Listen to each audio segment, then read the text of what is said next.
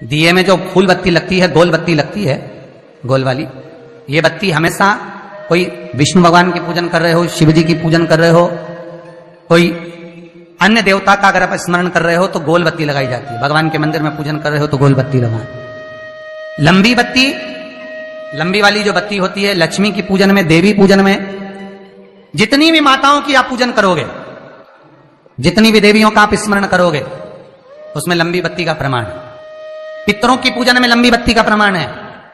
पितरों को कभी गोल बत्ती नहीं लगती। आप मटके के पास में, परिंदे के पास में, जल के पात्र के पास में कोई भी अगर दिया लगाएंगे तो वहां गोल बत्ती रखकर लगाएंगे तो घर में लक्ष्मी नहीं टिकेगी। कई लोग कहते हैं कि परिंदे के पास, मटके के पास में, पानी के स्रोत के पास में जहां जल भरते हैं, हंडा रखते हैं, टंकी रखते हैं, वहां पर मटके के पास बत्ती लगाओ, दिया लगाओ, पितर शांत रहेंगे। तो पितरों को शांत करो, मना नहीं है, पर दिया लगाने का नियम है कि पितरों को अगर आप दिया लगा रही हो मटके के पास, परिंदे के पास, या अमावस्या के दिन पितरों के लिए अगर दीप लगा रही हो तो गोल बत्ती अगर लगाओगी तो कार्य कभी सफल नहीं होगा। धन आएगा जाएगा, टिकेगा नहीं। इसलिए पितरों के लिए अगर दिया लगाना है, पूर्वजों के लिए दिया लगाना है, पितरों के लिए अगर दीप लगाना है तो लंबी बत्ती लगाइए, लंबी बत्ती। महाराज लंबी बत्ती का प्रमाण हमारे यहां शास्त्र का, गोल बत्ती का प्रमाण। और सुंदर चरित्र कहा, यदि आपके जीवन में बहुत ज्यादा लक्ष्मी से तकलीफ है, कष्ट बहुत ज्यादा है, या इसलिए शायद कहा जाता है कि भगवान को सर्वश्रेष्ठ कौन सा चंदन अच्छा लगता है। आपको पहले भी कथा में कहा, आगरा की कथा अगर किसी ने सुनी होगी तो उसमें वर्णन किया। भगवान को सर्वश्रेष्ठ चंदन कौन सा, भगवान को सर्वश्रेष्ठ चंदन कौन सा प्रिय है, वो कौन सा चंदन है जो भगवान विष्णु को लगाएं, राम को लगाएं, कृष्ण को लगाएं, वो कौन सा चंदन है जो श्री हरि को लगाया जाए। तो जीते जी भगवान विष्णु एक बार गले लगाते हैं, उसको कहते हैं हरि चंदन। कौन सा चंदन है? हरि चंदन। हरि चंदन बाजार में नहीं मिलेगा, हरि चंदन आपको बनाना पड़ेगा। कैसे बनाना है? तुलसी जब सूख जाए उसकी जड़ को निकाल लिया जाए, वो जड़ को पानी में धो लिया जाए, धोने के बाद उसको सिलवट्टे पर, पत्थर पर घिसा जाए और घिसकर उसमें थोड़ा सा कुंकू, रोली डालकर तैयार कर कर जो भगवान विष्णु के मस्तक पर, कृष्ण राम के मस्तक पर लगा देते हैं और उसकी एक बिंदी अपने हृदय पे लगा लेते हैं। जीते जी भगवान एक बार उसको गले लगाते ही हैं। हरि चंदन प्रियता। जैसे शिव महापुराण में रुद्र चंदन का भाव है, शिव महापुराण में रुद्र चंदन का प्रमाण दिया जाता है। अगर आपने लिंग पुराण पढ़ी हो तो उसका 5वां स्कंद अवश्य पढ़िएगा महाराज। और शिव महापुराण अगर पढ़ रहे हो तो उसका कुमार खंड पढ़िएगा, जिसमें रुद्र चंदन का प्रमाण है। रुद्र चंदन कैसा? रुद्र चंदन का प्रमाण कैसा? तो महाराज कहा, चंदन घिसकर, पीला चंदन घिसकर उस चंदन को 3 मुखी रुद्राक्ष पर लपेट लिया जाता। 3 मुखी रुद्राक्ष पर उस चंदन को लपेटा जाता। लपेटोगे उसके बाद उसको ऐसा गोल करोगे तो एकदम चिकना हो जाए, एकदम चिकना, ठीक है, एकदम चिकना हो जाए। और उस चंदन को आप शिवरात्रि के दिन, और कोई से भी महीने की शिवरात्रि, किसी भी महीने की हो, सब फलदायी होती है। अगर आप पंचांग में देखेंगे तो शिवरात्रि लिखी हुई आती है, हर महीने शिवरात्रि पड़ती है। किसी भी महीने की शिवरात्रि पर रुद्र चंदन, अर्थात जो चंदन का आपने 3 मुखी रुद्राक्ष में लेपन करा है, उसका गोला बनाया है, वो चंदन अच्छा मोटा मोटा कर लेना, अच्छा बढ़िया, ऐसा नहीं थोड़ा बहुत ही लगा, पूरा रुद्राक्ष दिखना नहीं चाहिए। पूरा लपेट कर उसको शंकर के शिवलिंग पर ले जाकर रख दीजिए और फिर धीरे धीरे शंकर भगवान का जल अभिषेक करना प्रारंभ कर दीजिए। वो चंदन पूरा धीरे धीरे शंकर के शिवलिंग पर डलना चाहिए। शंकर के मूल मंत्र श्री शिवाय नमस्तुभ्यम का जाप करिए। ये कहलाता है रुद्र चंदन। इस चंदन के अभिषेक से महाराज जो काम नहीं होता आप कर कर उस कार्य को प्राप्त कर सकते, सिद्ध कर सकते। रुद्र चंदन, हरि चंदन, रुद्र चंदन, ये वो चंदन है जो जीवन का सुख प्रदान करने वाले, हरि तत्व देने। मंगल है, राहु है, केतु है, दशा बेकार चल रही है, लक्ष्मी नहीं आ रही, कष्ट बहुत है, फैक्ट्रियां नहीं चल रही, कहीं मत जाओ, मेरे शिव की शरण में जाकर एक बार शिव महापुराण को पूरी सुनो, शास्त्र के हटकर कुछ नहीं बोलेंगे।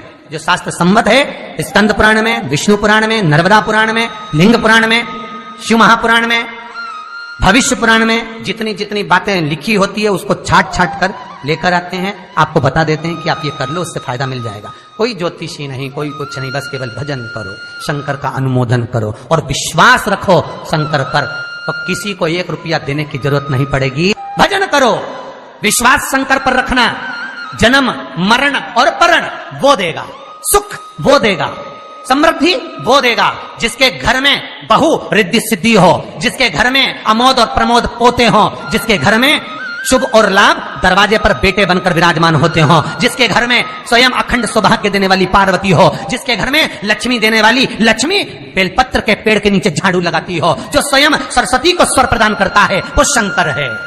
जब सब कुछ उसके पास में है, कुबेर का खजाना वो चोर को दे देता है, जब सर्वस्वता उसके पास है, तो आप इधर उधर डोलते क्यों हो? क्यों डोलो? उस पर विश्वास रखो। वो शंभु, वो शंकर, वो त्रिकालदर्शी, वो कैलाशी, वो अविनाशी सुख देगा, आनंद देगा। पाने का तरीका केवल उसको रिझाओ।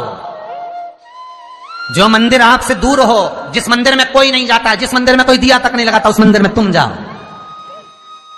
और उस मंदिर में एक दिन जाकर प्रकाश करता रहना, एक बार दिया जला कर आना, मंदिर की सफाई कर आना, शंकर जी पे जल चढ़ाकर उनको स्नान कराकर, कोई पत्ती पेड़ पौधे की पास में तोड़ के चढ़ाया आना। 2-4 बार कर कर देखना कितना शांति, कितना धीरज, कितना आनंद, कितनी समृद्धि, कितनी लक्ष्मी मिलती है। तुम करोगे तुम्हारा पेट भराएगा, हम करेंगे हमारा पेट भराएगा। स्वयं करिए। तो ब्रह्मलोक के देवता ब्रह्मा हैं, वैकुंठ के देवता भगवान विष्णु हैं, और मृत्यु लोक का अगर कोई देव है तो वो महादेव है, केवल शंकर, केवल शिव, मृत्यु लोक का देव। अभी एक विचार करो, तुम्हारे घर में अगर थोड़ी सी तकलीफ आई तो सबसे पहले अमेरिका में लड़का रह रहा वो आएगा क्या? पूना में बच्चे रह रहे हैं वो आएंगे क्या? इंदौर में बेटी रह रही वो आएगी क्या? उज्जैन में कोई रह रहा है वो आएगा क्या? सबसे पहले वो आएगा जो तुम्हारे घर के पास होगा या घर के करीब में होगा, बिल्कुल लगा हुआ होगा या घर में होगा। अब आप कहां रहते हो? जितने लोग कथा सुन रहे हैं सही बताना, कहां रहते हो? पृथ्वी पर, मृत्यु लोक में रहते हो। और पुकार किसको रहे हो? ब्रह्मलोक में। पुकार किसको रहे हो? वैकुंठ लोक में। पुकार किसको रहे हो? इंद्रलोक में। और जो घर के घर में रह रहा है, जो तुम्हारे पास में रह रहा है, जो मृत्यु लोक में रह रहा है, उसको तो बुला ही नहीं रहा। कई लोग कहते हैं मृत्यु लोक। कई लोगों की आदत है, पड़ोसन को तो खूब चाय पिलाएंगे, पड़ोसन की काकी के तो खूब पांव पड़ेंगे, पड़ोसन को तो चाय भी पिलाएंगे ना, इतना घूंघट रही ना, धो भी लगाएंगे, पड़ोसन को तो खूब प्रणाम करे, पड़ोसन को तो खूब नमन करे, पड़ोस की काकी के ना, मौसी के ना, चाची के ना, इनके ना उनके। और घर की सास को तो कभी पाँव नहीं पड़े, 30 त्योहार पे भी बस यही हाल है। जितना पड़ोसी है नहीं, जितना देवी देवता सबके तो धोख लगाए, सबके ने प्रणाम करे। और जो सास घर में बैठी है, महादेव जो मृत्यु लोक का देव है, इसके तो प्रणाम ही नहीं करे। तो किसी ने शंकर भगवान से पूछा, भोलेनाथ सब भगवान इधर, ये देवता का नाम, वो देवता का नाम, वो देवी का नाम, वो देवता का नाम सब ले, और तुमको तो कोई पूछे ही नहीं। शंकर भगवान बोले, भले नहीं पूछे, मरने के बाद तो मेरे पास ही आएगा। मेरे ससुर ने मुझे श्राप दिया है, दक्ष प्रजापति ने, शंकर मैं तुझे श्राप देता हूं कि तू शमशान में निवास करेगा। शंकर भगवान कह रहे, मैं तो शमशान में रह रहा हूं, जीते जी नहीं आएगा तो मरने के बाद तो आएगा। बापड़ा ऐसी गीली लकड़ी में जलाऊंगा, 3 दिन ठंडा नहीं करने दूंगा। हाँ मेरे पास, तब बताऊं तेरे।